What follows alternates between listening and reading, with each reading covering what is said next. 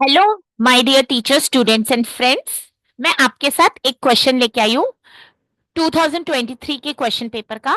ये आपको कॉमर्स और मैनेजमेंट दोनों के सिलेबस में एप्लीकेबल है। Which one of the following values is not a part of OCTAPACE framework OCTAPACE। अब अगर हमें ये पता है और अगर हम सिर्फ अल्फाबेट से आइडेंटिफिकेशन करने लगे तो भी हम राइट आंसर ढूंढ सकते हैं।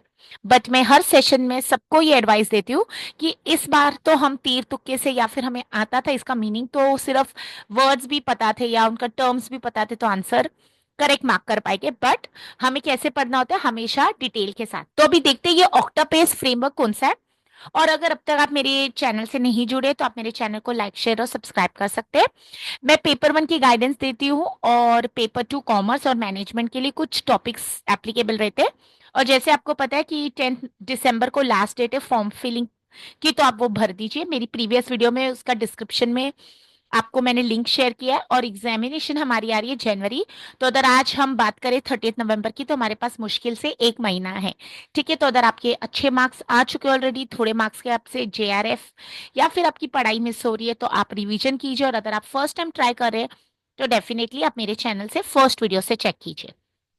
तो अब पढ़ लेते हैं ये अब मेरा एक क्वेश्चन और रहता है कि आप सबको कि अगर आप पेपर सॉल्व कर रहे हैं तो सबसे पहले आपको देखना चाहिए कि आपको पता है ये कौन से टॉपिक से आ रहा है क्वेश्चन, या फिर हमने कौन से टॉपिक्स नहीं कवर किए। ठीक है, तो अब ये अगर क्वेश्चन आप देखेंगे, अगर आपने कभी पढ़ा ही नहीं है तो आपको पता ही नहीं होगा कि ये कॉर्पोरेट ईथो से है। और इसका फ्रेमवर्क क्या है तो उसके ऊपर हम थोड़ी बात करते हैं। तो O here refers to OCTAPACE में O refers to openness. Now, this is about the organization, so it refers to the organization's willingness and capacity to promote open communication and transparency at all levels. Open communication होती है जैसे आप freely उनसे बात कर सकते हैं, और transparency होती है nothing is hidden. In an organization that values openness, employees feel comfortable expressing their ideas, concerns and feedback. तो जिस ऑर्गेनाइजेशन में इंप्लॉयज को वैल्यू किया जाता है वहां पर कुछ छुपाया नहीं जाता, और वहां पर अगर आपको लगता है कि आप ओपनली शेयर कर सकते हैं तो डेफिनेटली उससे बहुत सारी चीजें इंप्रूव हो जाती है। ठीक है, there is a culture of free and candid exchange of information which foster a climate of honesty and continuous learning. ठीक है, अगर वहां पर free exchange of information allow है तो इससे क्लाइमेट क्लाइमेट मतलब वहां का कल्चर ऐसा बनता है कि लोग ऑनेस्ट रहे और कंटिन्यूस लर्न कर। It is important for organisational ethos as it ensures that everyone has a voice and that important information is shared openly। ठीक है, तो अगर कम्युनिकेशन आपको ओपनली अलाउ है तो इससे क्या होता है, अ, एक तो सबको ऐसा लगता है कि उनकी भी वैल्यू की जा रही है और उनको भी अलाउ किया जाता है बोलने। ठीक है, और अच्छी कम्युनिकेशन कभी भी रहेगी टू वे, तो वहां पर मिसअंडरस्टैंडिंग्स नहीं होगी, उससे लोग एक दूसरे से अच्छे से रहेंगे, प्रिवेंट करेगी मिसअंडरस्टैंडिंग्स, एंकरेज करेगी कोलैबोरेशन एंड सपोर्ट बन जाएगा एक ट्रस्ट का। ठीक है, तो ओ से ओपननेस है। अब हमारे पास सी से क्या आता है, कॉन्फ्रंटेशन। CONFRONTATIO। अभी कॉन्फ्रेंट करना किसी को ये नहीं होता कि झगड़े करने या डिस्प्यूट्स करने। तो ये क्या रहता है, it involves the organisation's ability to address issues and conflicts directly and constructively. देखिए, अगर आपके साथ कोई झगड़ा करने आ रहा है, ठीक है, अगर वो हेल्दी तरीके से आप करेंगे बातचीत तो वो झगड़ा वहीं पर एंड हो जाएगा। ठीक है, बातचीत करके सॉल्यूशन निकलती है। तो यहाँ पर कॉन्फ्रंटेशन का मतलब ये नहीं है कि आप किसी से जाके झगड़ा करिए। यहाँ पर इंडिविजुअल्स और टीम्स को एंकरेज किया जाता है कि वो अग्रीमेंट्स या तो उनकी कोई चीज पर डिसएग्रीमेंट्स हो रहे, चैलेंजेस हो रहे, तो उनको ऐसे छुपाया नहीं जाए, सप्रेस नहीं किया जाए, इनफैक्ट उसको ओपनली डिस्कस किया जाए। ऐसा कल्चर अगर होगा तो ये प्रमोट करता है कॉन्फ्रंटेशन, बट जहां पर कंस्ट्रक्टिव मतलब किसी को डिस्ट्रक्ट नहीं कर रहे हम। ठीक है, तो प्रॉब्लम सॉल्विंग होती है और innovation. It allows individuals to express their concerns, question the status quo and find creative solutions to the issues. तो कॉन्फ्रंटेशन यहाँ पर बिल्कुल झगड़ा नहीं है, मतलब organisational ability to address issues and conflicts directly and constructively. फिर है हमारे पास ट्रस्ट। अब ट्रस्ट अगर हम बात करें, ये मॉडल को अगर आप अपने फैमिली रिलेशनशिप्स भी अप्लाई करिए तो ये सब बहुत इंपॉर्टेंट है। एक अगर किसी पर ट्रस्ट बिल्ड होता है तो वो एक सबसे इंपॉर्टेंट बेस बन जाती है हेल्दी रिलेशनशिप्स की। ठीक है, तो यहाँ पर अगर इथोस की बात करें तो trust involves believing in the integrity, competence and reliability of colleagues and leaders with in the. तो आप कितना ट्रस्ट कर सकते हैं, अगर इन्वायरमेंट वैसा है तो डेफिनेटली उससे क्या होता है, इंप्लॉयज को सिक्योर फील होता है। अगर आपको हर भले ये डर लगे कि इसने ऐसा कर दिया, ऐसा हो जाएगा मेरे साथ धोखा, so there will be always a problem. ठीक है, और ये प्रॉब्लम हमेशा आगे जाके नुकसान देती है। They believe that the colleagues and leaders have the best interest at heart and will act in a way that is fair and honest.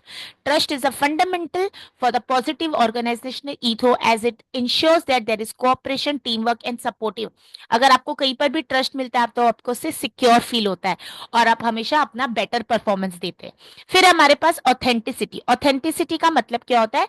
हमेशा जेन्युइन रहना, ट्रू टू वन सेल्फ। और यही हम ये जो ऑक्टापस मॉडल पढ़ रहे हैं, ये हम ऑर्गेनाइजेशन के कॉन्टेक्स्ट में पढ़ रहे हैं। It involves expresses one's values, beliefs and principles openly and honestly. It is an important component of organization ethos as it creates an environment in which employees can align their personal values and beliefs with an organization mission and values. ठीक है, तो आप जितने genuine रहेंगे और जितना अपने organisation की वैल्यूज, मिशन, बिलीफ रहेंगे, आप उतना उनसे जुड़ जाएंगे। ठीक है, अगर हमारे वैल्यूज और ऑर्गेनाइजेशन के वैल्यूज मैच हो जाए तो कभी प्रॉब्लम नहीं आएगी। What is proactive? प्रोएक्टिव एक ऐसा डायमेंशन होता है जो कहता है कि हम हमेशा कुछ पहल कर सकते हैं। ठीक है, हमारी जॉब रिस्पॉन्सिबिलिटीज है, हम सब रिएक्टिव होने के बदले प्रोएक्टिव, कुछ इनिशिएटिव लेना, कुछ नया करना, कंट्रीब्यूशन जिससे ऑर्गेनाइजेशन की सक्सेस की तरफ हो।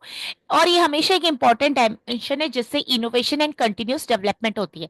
अब जैसे मैं एग्जांपल दूं, समर सीजन में एक आइसक्रीम वालों ने नया फ्लेवर इंट्रोड्यूस किया, उसको सस्ता कर दिया, डिस्काउंट। सो उसको देख के सबने किया, तो जिसने पहली बार किया उसको बोलते हैं प्रोएक्टिव। ओके, सो इससे इंप्रूवमेंट बढ़ती है और काम भी आगे बढ़ता है। फिर हमारे पास है ए से ऑटोनॉमी। ऑटोनॉमी एक ऐसा डायमेंशन है जो बोलता है कि इंप्लॉयज को फ्रीडम और रिस्पॉन्सिबिलिटी दीजिए to make decisions. It empowers individuals to take ownership of their work, offering them a degree of independence. Autonomy is a crucial aspect of organizational ethos as it encourages creativity, self. आप हर बार किसी का हाथ पकड़ के काम करवाएंगे तो वो उतना ही सीख पाएगा। और कुछ लोग ऐसे होते हैं कि अगर आप उनको फ्रीडम दे दो तो आप बहुत ज्यादा आगे बढ़ सकते हैं। ठीक है, तो ऑटोनॉमी यहाँ पर है किसी को फ्रीडम देना और उससे बेटर रिजल्ट। हम गलत लोगों को अगर फ्रीडम देंगे तो भी नुकसान है, तो हमें देखना है कि सही तरीके से हो। ठीक है, ऑटोनॉमी अच्छी रहेगी तो इंप्लॉयज की इनोवेटिवनेस भी दिखेगी। सी से हमारे पास है कोलैबोरेशन। कोलैबोरेशन हाईलाइट करते हैं importance of team work and cooperation within the organisation. ठीक है, मैं हमेशा बोलती हूँ हमें compete के बदले कोलैबोरेट करना है, एक ऐसा एनवायरनमेंट बनाना है जहां पर हम सब एक दूसरे को रिकॉग्नाइज करें और एक दूसरे को सपोर्ट करें। A culture that promotes collaboration encourages a sense of unity and a collective effort towards achieving the organization mission. And last में हमारे पास है एक्सपेरिमेंटेशन। एक्सपेरिमेंटल कुछ नया होगा तो इनोवेशन आएगा, हम नए आइडिया एक्सप्लोर करेंगे, डिफरेंट मेथड्स लर्न करेंगे और कभी फेल होगे कभी pass. It is a crucial element of organisational ethos as it supports adaptability. ठीक है, कुछ एक्सपेरिमेंट करने के लिए आपको रिस्क उठाना है, एक्सपेरिमेंटेशन के लिए आपको क्रिएटिविटी चाहिए और लर्न करना है, और फिर इससे ही हमारी इनोवेशन होती है। तो अगर मैं बात करूं, ओ से है ओपननेस। ठीक है, हमारे पास सी से है कॉन्फ्रंटेशन, टी से है हमारे पास ट्रस्ट, फिर ए से है ऑथेंटिसिटी, पी से हमारे पास प्रोएक्टिविटी, ए से ऑटोनॉमी, सी से कोलैबोरेशन और ई से हमारे पास है एक्सपेरिमेंटेशन। तो यहाँ पर ऑप्शन नंबर 2 गलत हो जाएगा। Extension is not a part of framework. E से हमारे पास एक्सपेरिमेंटेशन है। आई एम रिपीटिंग, ये ऑर्गेनाइजेशनल इथोस कॉर्पोरेट इथोस का पार्ट है। मैनेजमेंट और कॉमर्स स्टूडेंट से अगर आप अब तक डायरी नहीं लेके आए, मैं हमेशा बोलती हूँ जो भी टीचर से आप पढ़ रहे, जहां पर भी पढ़ रहे, कुछ नया सीख रहे, नोट्स बनाइए। तो ओ से ओपननेस, सी से अभी मेरे साथ लर्न हो जाएगा बार बार रिपीट करने से, openness, C confrontation, T trust, A authenticity, P proactivity, A autonomy, C is collaboration and E है एक्सपेरिमेंटेशन। ओके, और ये मॉडल करके क्या फायदा हो रहा है? अगर हम ये मॉडल को फॉलो करते हैं, when organisations actively promote this aspects they can create a positive and inclusive culture. Inclusive मतलब सब में को साथ में लेके बढ़ेगा आगे। That not only aligns with their values and mission but also fosters employee engagement, innovation and adaptability in a dynamic business environment. ठीक है, और ये सारी चीजें हमें अपनी फैमिली और रिलेशनशिप्स पर भी लगानी चाहिए, तो उस पर भी एप्लीकेबल है। ठीक है, तो अगर अब आप पढ़ रहे हैं और ये टॉपिक के बारे और पढ़ना चाहते हैं तो आप जाके कोई भी अच्छे नोट्स रेफर कीजिए। ऑर्गेनाइजेशन ईथोस आपने कहाँ से पढ़ा है, मैनेजमेंट, एमबीए, एमकॉम में आप वो सब्जेक्ट ढूंढ सकते हैं। और मैं हमेशा कहती हूँ हैबिट बनाइए डायरी बना के नोट्स बनाने की। और अगर आपको मेरी वीडियोस पसंद आ रही है तो आप मेरे चैनल को लाइक, शेयर और सब्सक्राइब कर सकते हैं। और मेरी काफी वीडियोस है पेपर 1 और पेपर 2 की। और फिर मिलते हैं नेक्स्ट सेशन में, फॉर्म भर दीजिए। All the best, God bless you all.